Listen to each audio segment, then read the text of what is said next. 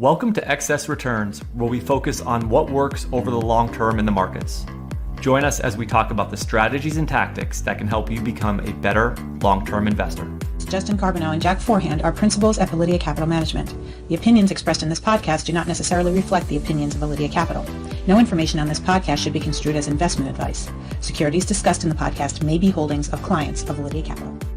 Hey guys, this is Justin. In this episode of Excess Returns, Jack and I sit down with Mathieu Pellerin, Senior Researcher and Vice President at Dimensional Fund Advisors, to talk about his research on optimizing retirement. From income-focused retirement strategies, investing outcomes in retirement, asset class exposures, and how factor investing can improve retirement outcomes.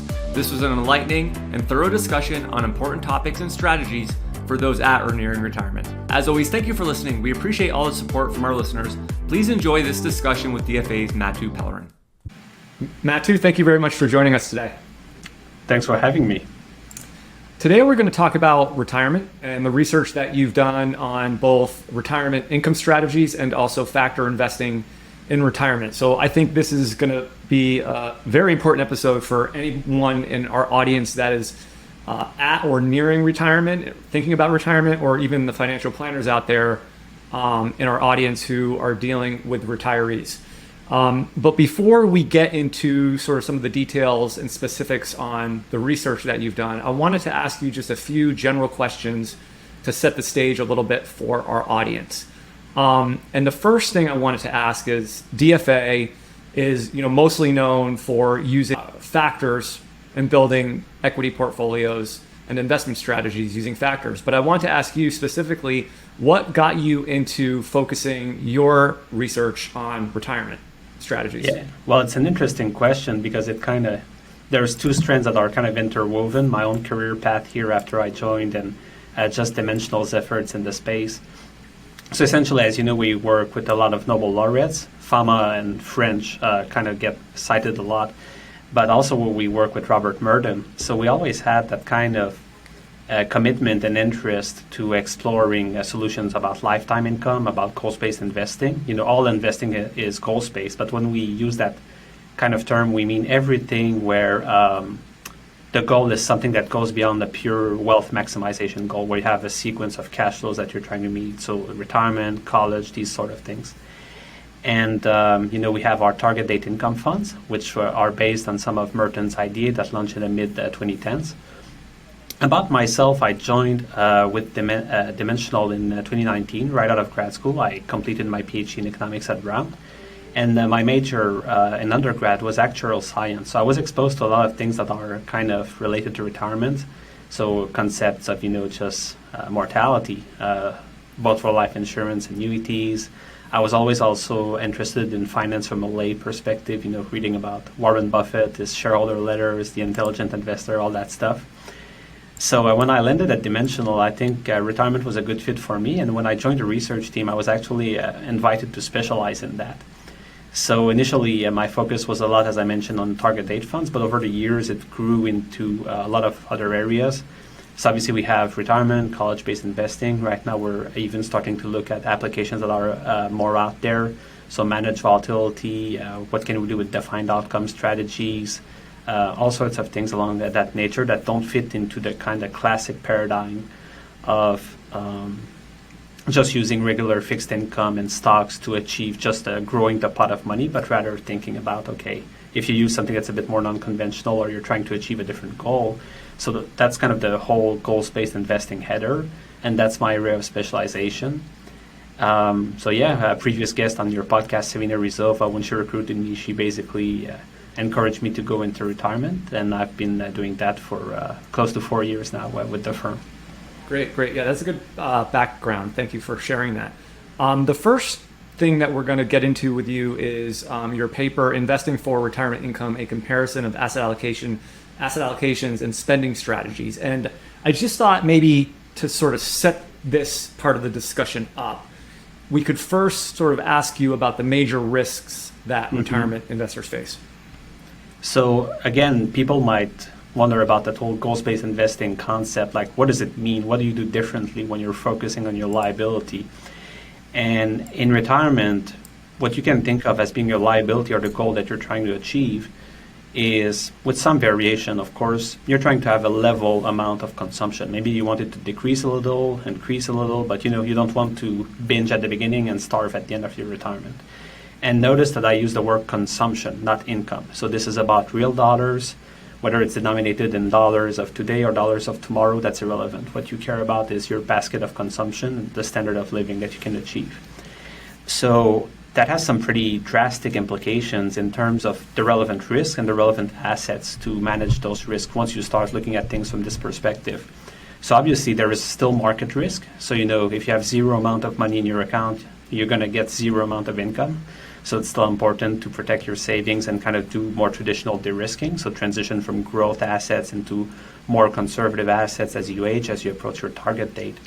But what's interesting there is that there's other risks that start to enter the picture. So for instance, if you look at it from the goal of a pure wealth preservation aspect, T-bills or cash or equivalents are pretty much the risk-free asset. You don't care if there's inflation because you're just looking at nominal amounts. They have zero interest rate risk, so even if interest rates spike up, you've got a duration of a few months, so it's not going to do anything. So again, wealth preservation, that's your risk-free asset. But T-bills and kind of short-term, high-quality fixed income, they become very risky when you look at it from the perspective of trying to use short-term assets to fund a long-term goal. So if I have, say I want to retire 30 years, and I want a 30-year of kind of standard inflation-indexed standard of living, my natural risky asset is no longer just cash or something of that nature. It becomes a stream of payoffs that are equal in every year, inflation adjusted. So think of it as a bond ladder of zero coupon tips. And the reason why that's the risk-free asset is for two reasons. First of all, everything, your goal is denominated in inflation index units. So you care about hedging sudden changes in inflation. That's a major risk that comes into the mix. And again, you'll notice that I say unexpected changes. So inflation risk is not so much about is inflation today 5% or 2%. It's more about whether it deviates from market expectations. Obviously, the two tend to be correlated in practice. When inflation is very high, typically it's because inflation itself is uncertain and there's some turmoil going on. But it's good to keep them conceptually separate. But the more subtle risk that appears in retirement is when you're thinking about that long sequence of cash flows is interest rate risk. And again, most people think of interest rate risk as I'm holding a bond with a duration of 5, interest rates spike up by 1%, I'm going to lose approximately 5% of my capital. That's one way of looking at it. But if you look at it from the perspective of an actuary or somebody who's trying to meet the long-term stream of liability, what you're concerned about is, are the returns that I'm able to squeeze out of my assets be enough to meet my liability? So if you hold very short-term assets or short-term bonds and interest rates drop, it may be the case that those low levels of interest rates won't be able to meet your goals anymore. Whereas if you hold the long-term bond, fine, you might get a loss if interest rates spike up, but in the long run, it's actually good news because your prospective returns on the long bonds that you're holding are going to kind of compensate that loss. So all of this is a kind of long way of saying, when you look at those kind of long-term goals with multiple cash flows or multiple years of retirement, you have to think about how you're going to hedge inflation changes and also how you're going to hedge the risk that if you have an asset that's mismatched in terms of duration with the liability that you're trying to fund, if interest rates fall, you're going to have a funding shortfall. And that's what happened basically to DB pension plans when interest rates started coming down in the 2000s, in the 2010s. That's a problem insurance companies have to deal with. So it's very much the same concept to an individual investor. And one last risk that applies to retirement, no need to dwell on it because it's fairly simple, is obviously longevity risk, which is pretty obvious. You don't know exactly how long you're going to live. You have some ballpark, and then that just adds another whole layer of uncertainty to the mix. So these are the big ones in my opinion.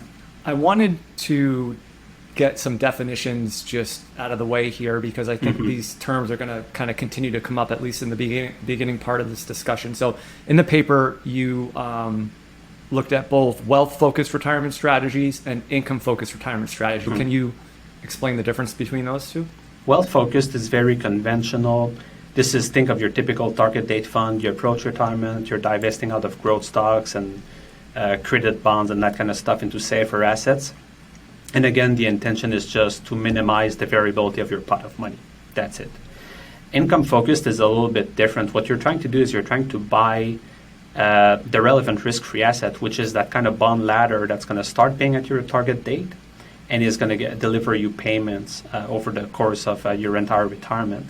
So instead of switching to the kind of short-term risk-free asset, you're switching into, think of it as a inflation-indexed annuity minus the mortality pooling. Basically, you're just buying units of that bond, of that kind of bond ladder. And the idea of the income-focused approach is twofold. First of all, when you hold that asset, you're immunized from interest rate risk, from inflation risk in large part. But also, as you approach retirement, that you're decumulating and you kind of build up your position into the income asset, you kind of start getting more clarity around the range of outcomes that's possible. So obviously, if I buy just a stream of income that's backed by tips with no credit risk, then I can say almost basically, unless the U.S. government defaults, it's guaranteed income that puts a floor on things. And that allows me, as I approach retirement and I switch from risky assets into assets that are really matched to the liability that I'm thinking of, to get much cleaner projections of outcome because they're not based on Monte Carlo assumptions or anything like that. You just get a very clear picture of this is how much income I can derive from the risk-free part of my portfolio. These are my growth assets. Here's a probable range of outcomes. So that's one of the things we do even in our target date income funds. We do use those strategies, the liability-driven investing approach to it. And part of it is both a risk management aspect, but also that kind of communication benefit that you derive from the stronger risk management. So that would be the kind of distinctive aspect of income-focused investing in general. Which, by the way, thankfully they got the deal done, but the debt default thing, it was on the table this week. So a lot of people that were relying on those interest payments were, I think, questioning whether or not they were going to get them. Anyway, that's why I'm very careful in podcasts and public appearances not to use promissory language. Like, it is unlikely, but it is not impossible. Right. So, yeah. Mathieu, one of the things that I love about your work is how clear you are. And so I'm glad Justin zoomed us out there for a second. Your use of specific terms around these is so helpful for us as practitioners to see somebody differentiate between, wealth accumulation versus income. The point you made about separating consumption, wealth maximization. So bravo, first and foremost, on doing this. Well, I really appreciate that because obviously we write papers to be read, so we pay a lot of attention to the dimensional that making these things as clear as possible and helpful for people. So really glad that was helpful. Keep writing them to be read, not just for Reddits, please. Yes. So differentiate a little bit for us between, you identify a number of different spending strategies. And to the degree you want to connect this, I think the spending strategies relative to that flip of when a person enters retirement and we start to get into what you call landing points. And I see these as really closely connected. Yeah. Could you talk about the different spending strategies and those landing points? Yeah, and I'll give you a bit of background about how I picked them. So obviously everybody's familiar with the 4% rule. So, there's the William Bengen paper from 94. He backtested 30-year rolling periods with a 50-50 mix of stocks and bonds. And in this backtest, 4% is the highest spending rate you can pick without having any failures in the backtest. And it is a pretty good starting point. But there's two things maybe that are not problematic, but can be improved in that rule. First of all, suppose that I wanted to do again that 30-year stream of payments, and suppose you just want to do it with risk-free assets. Just leave equities out of the picture altogether and secure that amount of payments. In the early 2000s, when tips yields were higher, you could get 4.5%, 5% almost, just using a bond ladder of tips, taking no risk at all. So in that sense, the 4% rule was very conservative given the market condition.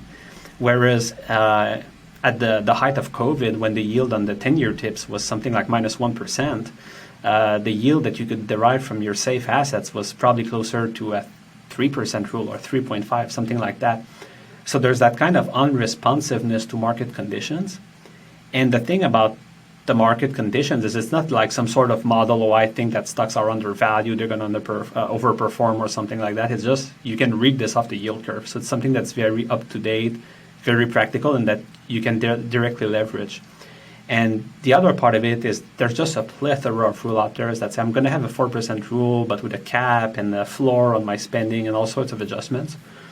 And it's kind of impossible to just know them all.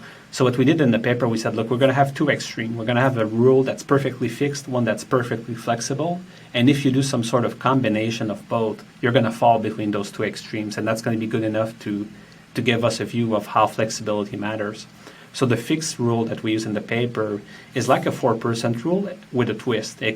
When you come to the market at the lending point at age 65, you look at the market conditions in front of you. You know, how much does it cost me to take that 30-year, which was the goal in the paper, of inflation index payments, and then I'm going to spend the percentage based on that. And obviously, if you have an LDI strategy that's buying that asset, then it's kind of the natural spending rule. There's a very close match between what you're holding, the spending that it can deliver, and the spending that you're actually doing.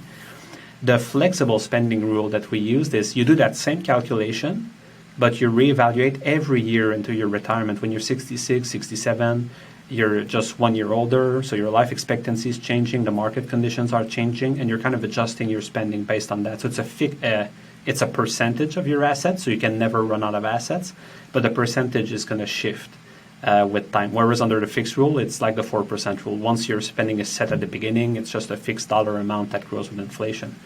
And of course, just as benchmarks, we also looked very quickly at annuities.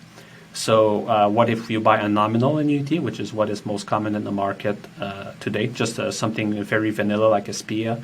And then also we looked, this is a bit more theoretical. There used to be some in the US that were commercially available, but just a flat inflation CPI adjusted annuity that pays for life. So the idea there was to get some idea of the benefit of mortality pooling. So those are the kind of rules that we considered in the paper. Just the terminology of mortality pooling, it's so morbid, but I'm sure we'll get into it later, but like that's what Social Security is. That's what many of these other systems are, right? Absolutely. Yeah, huge undeniable part of the process. Inside of that, because I think it relates, can you also just comment on, I'm going to ask you to comment on failure rates. I'm going to ask you to in the context of balancing them. And an expression we always use is, we like to say, cautious beats cute. You can have the most complicated, intricate spending strategy in the world, but if it kills you, if you get cute with it, it's probably not worth implementing. You think a lot about this. Can you talk about balancing that risk of failure? And I think that drives a lot of your work. Yeah, and obviously our goal in the financial industry is not to tell clients what to do, is they have a set of preferences and we kind of help them meet those goals. But I agree that on the personal level, I kind of share that basic sentiment. I'm not the kind of guy who's going to drive a truck that weighs 24.9 pounds on a 25-ton bridge. So I like that, even like in that trade-off between failure and growing the assets, typically be more on the conservative side, or maybe that's my actuarial science, kind of boring risk management speaking. But in general, one of the things I would say, and one of the key findings of the paper is you do get a better, there's always a trade-off between the two, but you get a more favorable trade-off if the risk-free asset that you're holding is the actual risk-free asset relative to your goal, as opposed to just using the default, which is a pot of cash that's kind of vulnerable to inflation, that's vulnerable to decreases in interest rates, and that kind of can run short or come up short if interest rates are too low to meet your goal. So that would be my first kind of general point, that when you have the right asset on the risk-free side of things, you get a more favorable trade-off between that growth and stocks. And it's pretty interesting too that in that case, in the LDI, you kind of get a bonus, because when you're matching a liability that's 30 years in duration, even into retirement when it's shorter, you're holding pretty long bonds. So obviously that comes with some more volatility of wealth, which you're unconcerned about. You're concerned about matching your payoffs.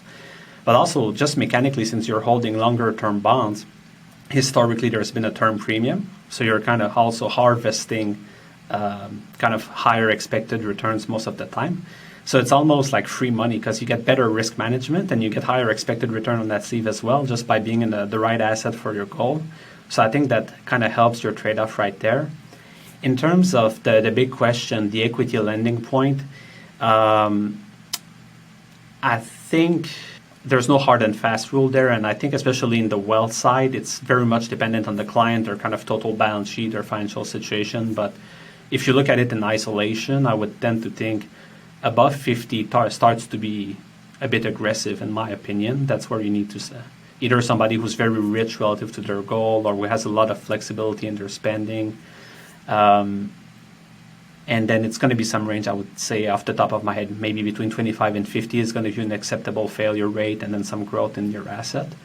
But again, even the free money you can pick up, I would say, is especially by just using the right kind of assets for risk management that can give you a better trade-off overall. Would you say, just maybe a sub point to this, and we had a really fascinating conversation with Peter Medina about this. This is specific to the consumption goals and the 25 to 50% equity or risk allocation is based on the allocation for the consumption goals. If someone is saving for a gift or a transfer of wealth, so we're talking about like a family office or someone doing multi-generational planning, target out the consumption liability and the gift liability with two entirely separate calculations. We're just talking about the consumption liability here. Yep, that would be correct. And that would be an example of people who have basically, once you have so much wealth relative to your goal, parts of that sleeve is to meet your consumption and the other sleeve gets managed differently to meet the gift. So I think that makes sense. Back to the spending strategies, and I'll let you out from the thumb of this in a second. Can you just, the outcomes, and specifically the path to the outcomes when you looked at these two different types of spending strategies? That a little bit from the paper? So what happens essentially is when you have flexibility in your payments, and that's just a finding that's very common in the literature, you can take more risk with your assets. Obviously, you're never going to run out of money. Typically, when you have flexibility, you achieve a lot higher on average lifetime spending with more bumps along the way. So again, we're not saying that people need to spend literally a percentage of their assets every year, which will lead to huge swings into their assets. Into their income, but to the extent that you have some flexibility, any flexibility you have when market returns are down, if you can cut back your spending or not increase it that year, that's going to be helpful. And the big finding that we found in terms of both the failure rates under the fixed and the flexible spending, we had two outcomes that we looked at. Failure rate is a natural outcome if you're spending a flat amount. And another outcome is if you're doing flexible spending is how much is your flexible spending going to fluctuate year to year according to different strategies. And what we found is that the income-focused strategy reduces the failure rate substantially, so from something like 30% to 20% if you're looking at more of a fixed spending rate. But also under the flexible spending, off the top of my head, I think that standard deviation of spending from year to year, it was a reduction of about 1/2 with the income-focused strategies.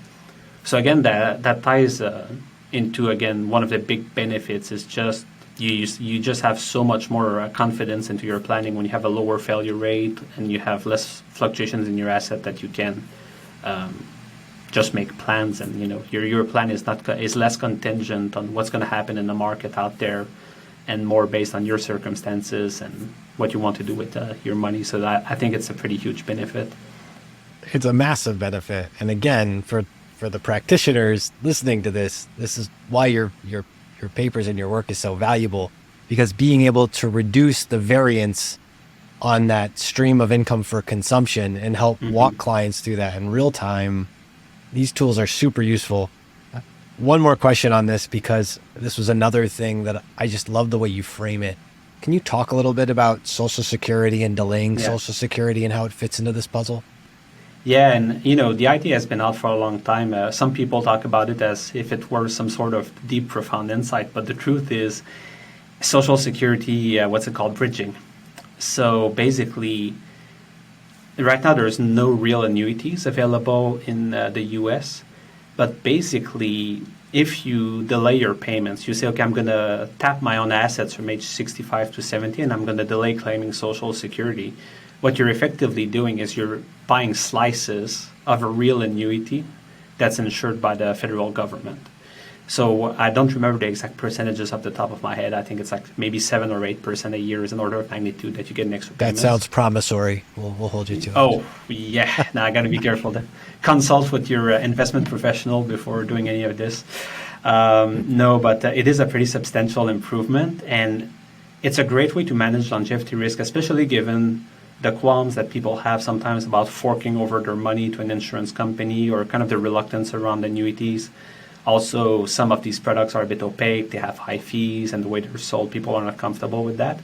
So it's like before you even consider buying one of these traditional annuities, one of the alternatives that you can, or one of the levers that you can pull, is just rearrange your spending a little bit so that you lock in those higher lifetime spending of payments. And yeah, it's just a great option for people to use, especially since inflation index commercially available annuities are pretty sparse these days. Pretty sparse, and after a zero interest rate world for so many years, Yes. I mean, I guess they come back at some point, but certainly we saw those kind of disappear completely since the financial crisis. Interestingly, in the course of my work, I learned that they exist in Australia, actually. So they're not available in the US, but in some other jurisdictions they are for some reason. So definitely it's something that's feasible, but I don't know what's been holding them back from being in the market. Is it just they're not profitable to sell, or there's not enough demand for the insurers? But yeah, it's a missing piece in the toolkit for sure. That's a really interesting to think about. And I wonder what other countries, just because, well, that's a whole other topic for another day, probably. Jack, I think I'm going to kick it over to you. I know let's talk a little bit about factor premiums and some of the other stuff once we build these strategies, and then how we can use them both to grow and extract wealth. So we're going to switch to your paper, How Targeting the Size, Value, and Profitability Premiums Can Improve Retirement Outcomes. And this was really interesting for me because one of the things we've heard people talk about a lot recently is expected returns on stocks and bonds are both pretty bad right now. And so you referred to the 4% rule before. A lot of people sort of targeting the 4% rule are hearing a lot of things about, well, you're not going to make it. You know, if, with market cap weighted indexes and with bonds, you know, the 4% rule doesn't work anymore. And so one of the things people are doing is thinking about, can I look at other sources of return? Can I do anything to maybe improve my outcomes? And so that's somewhere where factors might be really interesting. So just to start, I'm wondering if you could talk about what gave you the idea of kind of looking at the idea of factors with retirement. Yeah, it's an interesting one, and there's a couple of ways that you can approach it. But for my inspiration, it was a very narrow inspiration that led to something that's very broadly applicable. So I was just attending a conference, and there was a speaker presenting about the role of alternative assets, because there's a push right now that's underway for the greater use of private assets, especially in DC plans, so private real estate, private credit, private equity. And he was doing something similar to the paper we just talked about. Basically, how much is that going to reduce your failure rate in retirement? If you have, say, 10% or 20% of your assets invested into those private assets, and obviously the reduction was substantial, there was a big benefit.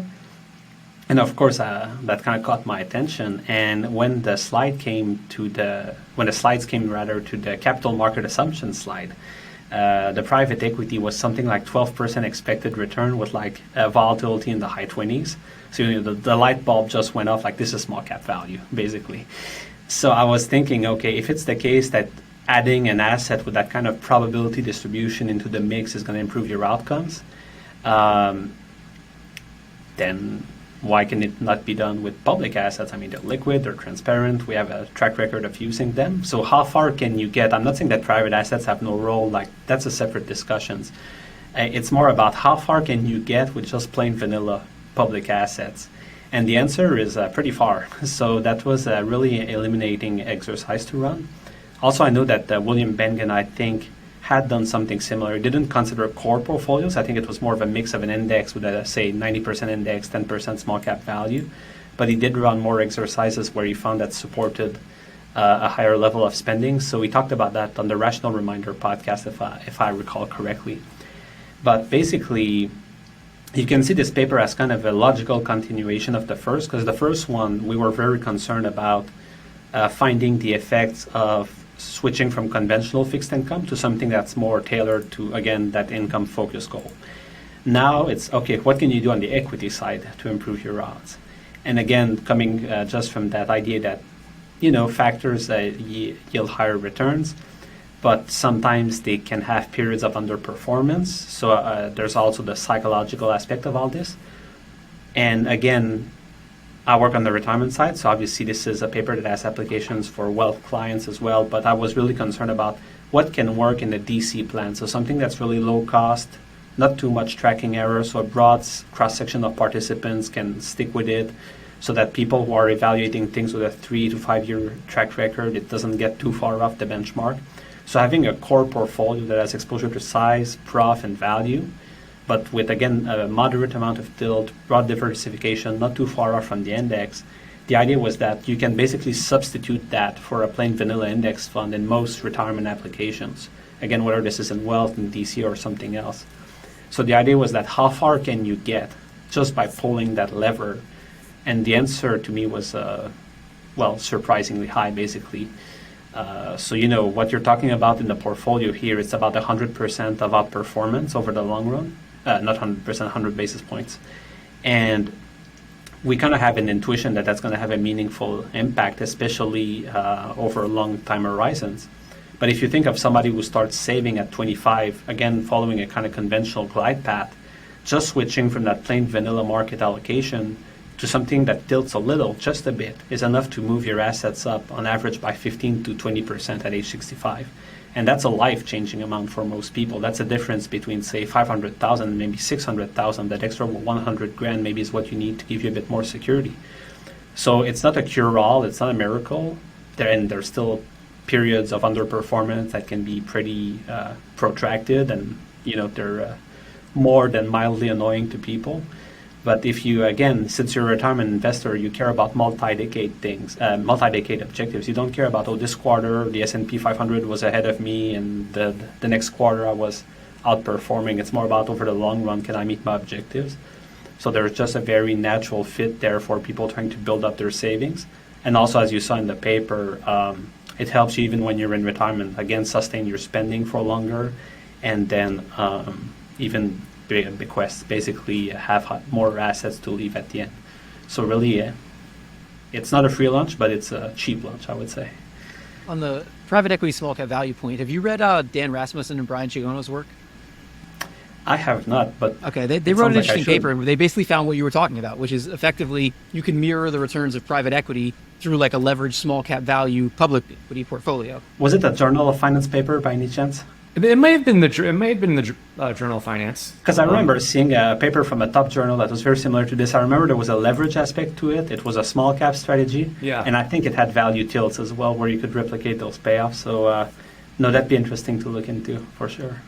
In terms of the factors, in terms of using size, value, and profitability premiums, in the paper, how did you think about selecting the factors you use there?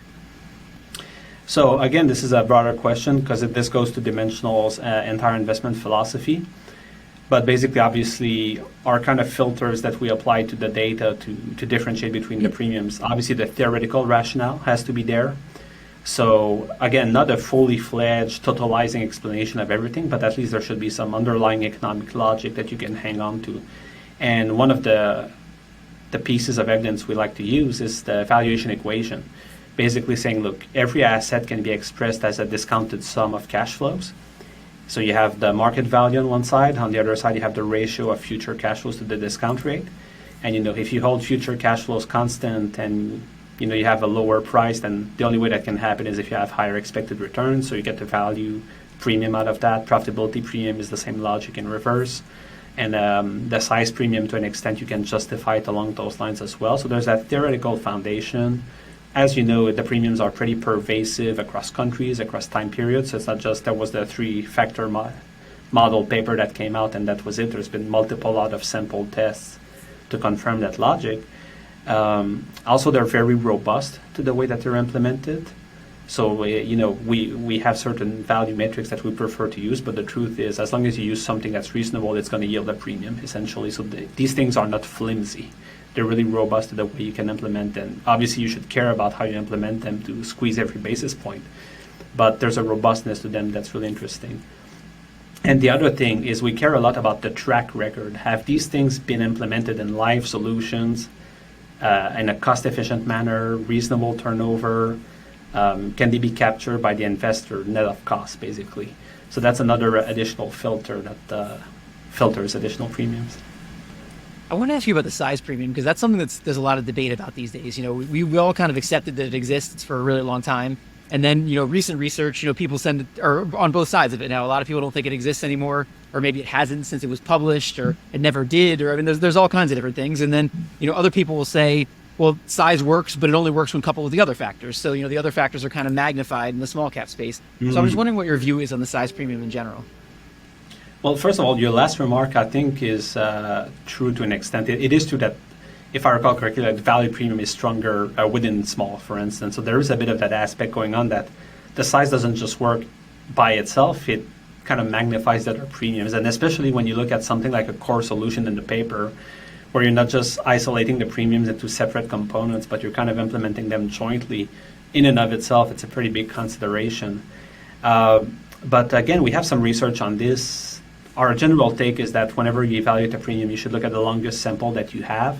And if you look at the last 100 years, it's there. The only thing that I would grant is, again, starting from valuation theory, there are some segments of small caps, basically growthy companies with low profitability and companies with a high amount of asset growth, so high investment. These companies have abysmal returns, expected returns. And when you exclude them from the index, you actually lift up the returns on the small cap quite a bit. And, when you're talking about premium, you always have to be wary about that stuff, because, if you start chopping up your sample until you get to like a premium that's maximized, like that's basically blatant data mining. But in this case, it's something that you can actually deduce just from the theory. And it just also, the magnitude of the effects is so large. So if you think of something like investment, if you rank small cap stocks by their asset growth, you see the 10 deciles, the 9 top deciles or bottom decile, depending on how you look, they kind of have this flat return, and then it just falls off a cliff at the other hand. So I think like the size premium, it's there. We have evidence it's there in the longest sample. I think it's much stronger if you take care to implement it carefully and you care about the interaction with the other premiums. And that's basically my take on that. So we very much are fans of the size premium. I would say I think the Asness paper probably said it best. The Absolutely. Size matters, but mind your junk. Size matter if you control your chunk. That's precisely it. That's exactly, I think he used maybe quality instead of profitability, but that was exactly the point. Yep. Yeah, that also gets the award for maybe one of the best titles for a research paper ever. That was a pretty catchy title. When you think about like value and profitability, I mean, are you using composite type measures for them? Yeah, the way we do it is we kind of separate out the two. So, for instance, when you use a measure like price to earnings, for instance, you kind of pick up on both aspects of both profit and value. So, what we use for value at Dimensional is price to book, which we tend to find is most closely associated with value when you're doing profit with something else. And at Dimensional, what we use is basically operating profit. So, again, going back to the original paper, just going higher in the income statement than just the net earnings, and then scaling that. I believe it's by book equity or book assets. I never remember which is which. So it's just a matter of basically keeping those things as cleanly separated as possible, but these are the metrics we use. In terms of the accumulation phase and sort of the retirement phase, like when you look at this, were you maintaining factor exposure throughout, or were you like maintaining factor exposure until retirement and then switching off it, or how does that work? Yeah, that's an interesting question. We looked at, again, something that's a core-like allocation. And the idea in there is you have balanced emphasis on the premium. So what that means, especially when you think of value and profit, you're not tilting harder, say, growthy stocks that have high profit and value stocks that have low profit. They tend to be weighted pretty much equally. So when you have one of the premium that lines up, they have that kind of equal allocation. You obviously tilt harder on the stocks that have both high value and high profit, then underweight the stocks that do poorly on both dimensions, similar for size. And that exposure, again, balanced exposure, and it stays constant within the glide path all the way through. So it's not like you have a core-like solution at the very beginning and you switch into a market index later. And I think it's interesting because, as I mentioned, the benefits extend in retirement. So it's not just about accumulating that pot of money, but it also helps you sustain that spending for longer. So it seems like, at least from the results of the paper, that having a mild level of exposure to the tilts is very much appropriate in the later stages of life. Just one more for me before I hand it back to Justin. I want to ask you about how this works with sequence risk. So, one of the things you would think would be a risk with using factors is if you increase the volatility of the portfolio, you might also increase issues with sequence risk. If at the wrong time, you have an issue with the factors, you could really decrease outcomes in the long term. So how do you think about that in terms of like the balance between using factors to get a better return, but also balancing sequence risk? Well, that's an interesting one because I think sequence risk at a basic level, it's associated a lot with the variance of the asset. Something that's very variable can give you a big drawdown early in retirement. What's interesting about this is the core portfolio we looked at in this paper. You compare the standard deviation to the CRISP index, or if you want to think a Russell 3000 or broad market portfolio. The broad market has something like 18% standard deviation, and the core portfolio has something like 19%. So you have tracking error, but again, because you're so close to the market just by construction, you're taking controlled deviations on all the dimensions, you're not going to vary that much more. So obviously, if you know the kind of the characteristics of a normal distribution, even a small increase in standard deviation that can yield a pretty big increase in tail events. But what we find out in the paper when we actually test that out, are you going to sustain your spending longer if starting at age 65, you have mild exposure to the premiums as opposed to a plain vanilla? The answer comes out that the higher expected returns dominate any effect that's caused by volatility. And that's one of the most interesting results of the paper is a follow-up analysis that we have on that. We simulated 100,000 scenarios. And, people might have regrets, like, they invest in a core strategy and they look back and they can say, oh, I would have done better with the index retrospectively. So what we did is across those 100,000 simulations, in how many simulations would I have succeeded in sustaining my spending using a plain vanilla market approach, but not the core? And then the opposite. And you want to take a guess at how many simulations that happened in. So just you fail with the core, but you succeed with market out of 100,000. Yeah, I don't even have a good guess. You guys have one? 27. Wow. Yeah, I was going to say low, but not that. Wow. That's really low. It's negligible. And the other side of it, it's the exact numbers in the paper, but it's like 150 times more likely that the opposite happens in any given path. Basically, you're talking about a 0.002% chance versus like 2%. So it really seems like this sequence risk, again, it's a paper, it's based on using past data, there's assumptions, no promissory language, but it just seems to be that the sequence of returns risk is not really increased a lot. I'm not saying if you go 100% small cap value, that's a different story. But interestingly, actually, we did test the results that are unpublished, but we did look at, pure 100% small cap value. Like if we try to break the results by just going to the most extreme allocation that we did, and we found obviously huge benefits in the accumulation phase. Over 40 years, that premium is just going to be super huge. But surprisingly, if I recall correctly, the failure rates actually went down further. They did not go up. So. And, small cap value by itself is quite more volatile than just a plain market allocation. So I think that's a further confirmation that if you're looking at something with a very moderate to low amount of till that's balanced, that looks a lot like the market, that higher expected return, that extra 1% that you're expected to get every year, that's just going to dominate and help you sustain your spending for longer. And sorry, just clarify, is that also still with the... Is that still with your, like, the landings the same way? Yeah, like exactly. 25 to 50%? So it was always just that? 50% invested in bonds, 50% in stocks on that combined allocation, moving the equity sleeve. Very cool.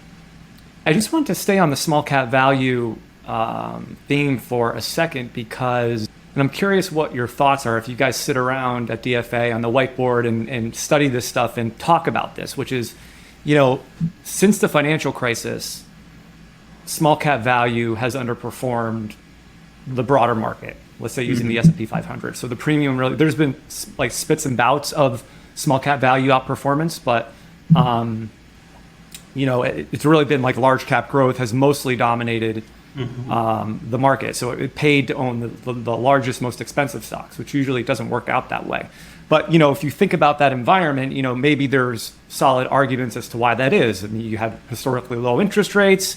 Small cap value tends to do really well coming out of recessions. We had the worst recession, second worst recession ever with the great financial crisis, and then basically the COVID recession, which kind of wasn't really real. But I'm just wondering, when you think about the prospects for small cap value at DFA, do you guys look at it and say, you know what, we think the next 10, 15, 20 years are, probably going to be better for small cap value than the past 15 years? Or say, do you guys think about that type of stuff? We do. We walk a fine line. Obviously, it's interesting to see that, especially I think in the US, the valuation spreads just got to historical levels that have never been seen before. So basically, when you're looking at the growth, the spread between the price to book or price to earnings of growth stocks relative to value stocks, it just opened up super widely.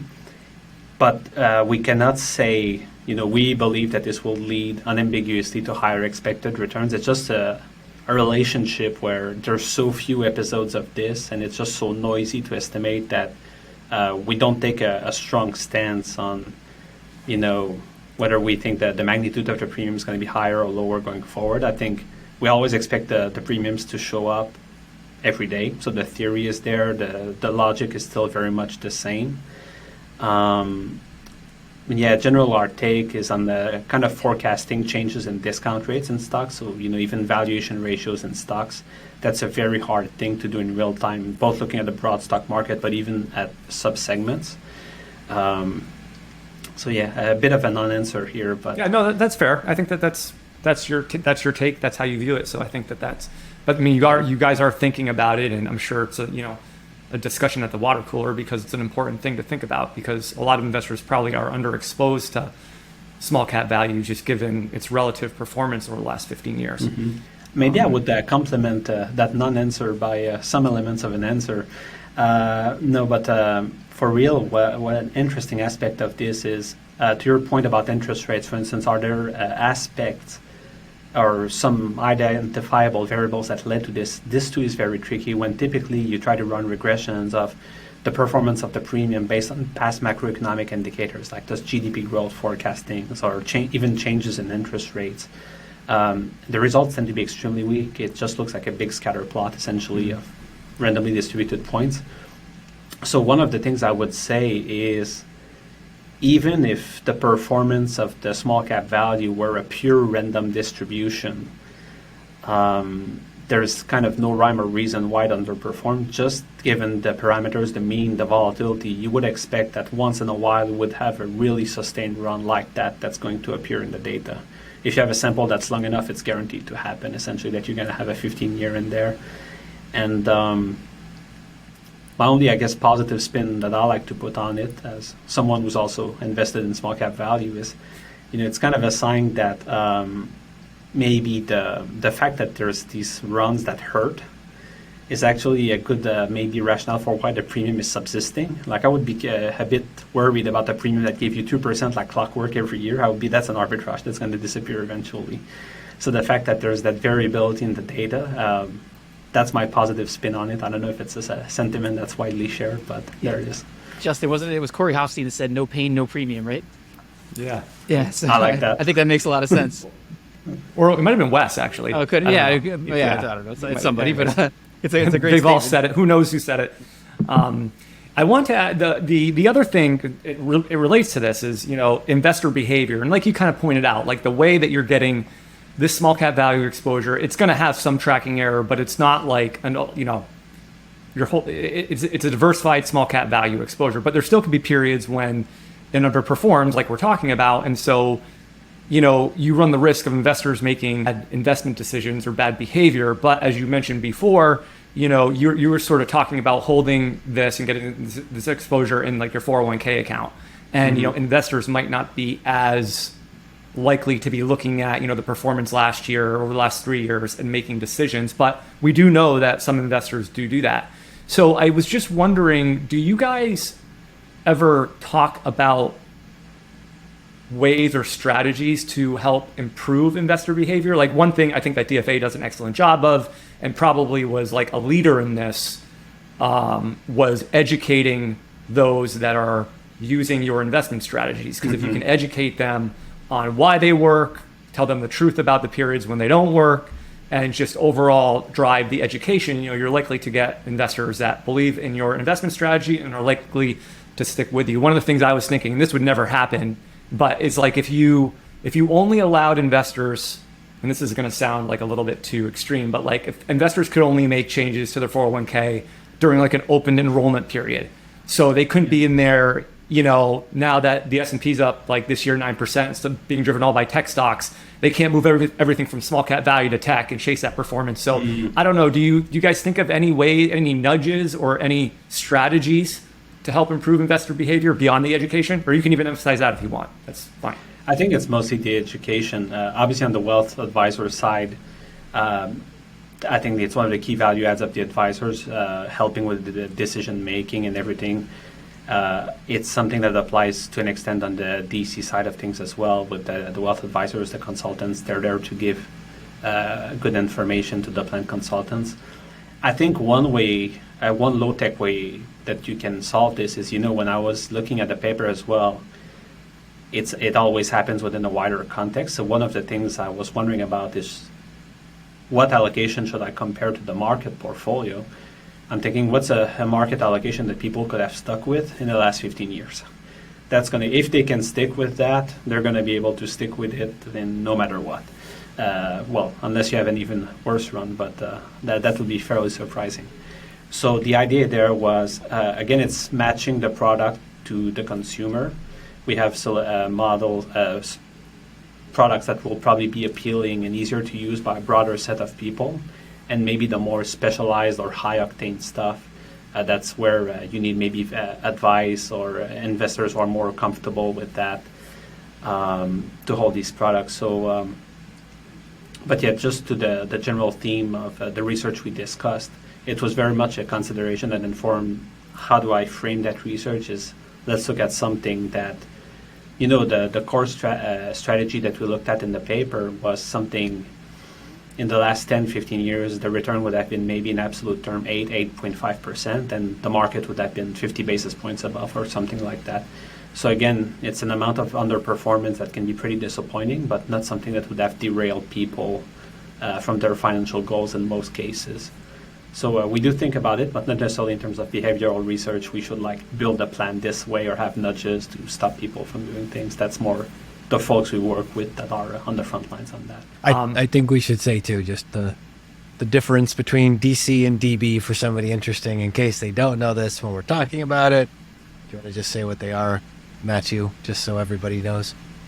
Absolutely, and they're very related to the first paper we mentioned. So the nice thing about the DB plan is from a behavioral perspective, you just know I work this amount of year, I'm going to get this percentage of my paycheck of the maximal 5-year of earnings or something like that. The DB plan, obviously there's the investment piece that's being managed. You have the mortality pooling that's in there, so you get offered basically a life annuity at the end. And obviously defined benefits, so you know in advance what you're getting. So it's a very different animal because you're kind of insulated from the mark-to-market fluctuations. You just know, unless the plan goes bust, I'm going to get my check and that's all I care about. And you kind of get that lifetime pooling, mortality pooling, which gives you additional returns basically for free. And the DC plan again, so the DB plan, interestingly, is very income focused. Whereas the DC world is very wealth focused. Hey, you log into your 401k, that's how much you have, that's your pot of money right there. And now it's up to you to figure out what to do with that in retirement. So a lot of the income focused investing I talked about, there's a great piece by Robert Merton in 2014 in the Harvard Business Review. And the whole thrust of the piece was to say, we should help move DC plans closer to what DB plans used to do, giving participants a better stream of income, more meaningful estimates of the income that they're going to get. And the strategies that we mentioned in the first paper that we talked about, that's very much the impetus for that. Here's how you can manage the risks, because LDI, that's a very DB-like technique. So bringing that into DC and giving the same benefits in terms of clarity around income to participant. But yeah, there's still a big chasm between the two, I think, that needs to be filled. So we like to end with a standard closing question, and that is, based on your experience in the markets and your research, if you could teach one lesson to your average investor, what would that be? I'm going to give you a very personal take on this. I think it really comes down to controlling, I would say, your mind. It sounds almost like Zen or meditation, but a lot of the stuff is just, how could I say, not jumping on fads, not jumping on the bandwagon. We're social beings. We're kind of hardwired to follow the herd. So it's something that's constant that you have to fight. Avoiding behavioral biases, just being disciplined in general, having the discipline not to check that stuff every day, like just set it there and forget about it, just stay focused on the goals. So I think that's for most investors, and I'm talking here not about the intermediaries but really the end investors, that's really the biggest lesson for me. If you just have a clear way to think about things, and you don't ever overreact to short-term noises or things like that, you'll be in a much, much better position to achieve your financial goals. Mathieu, thank you very much for all your time and for sharing all this knowledge and wisdom with us. We'll put a link to your research papers in the show notes. We really appreciate your time. Thank you. Absolutely. Thank you for having me. This is Justin again. Thanks so much for tuning into this episode of Excess Returns. You can follow Jack on Twitter at @PracticalQuant and follow me on Twitter at @JJCarboneau. If you found this discussion interesting and valuable, please subscribe in either iTunes or on YouTube, or leave a review or a comment. We appreciate it. Justin Carboneau and Jack Forehand are principals at Validia Capital Management. The opinions expressed in this podcast do not necessarily reflect the opinions of Validia Capital. No information on this podcast should be construed as investment advice. Securities discussed in the podcast may be holdings of clients of Validia Capital.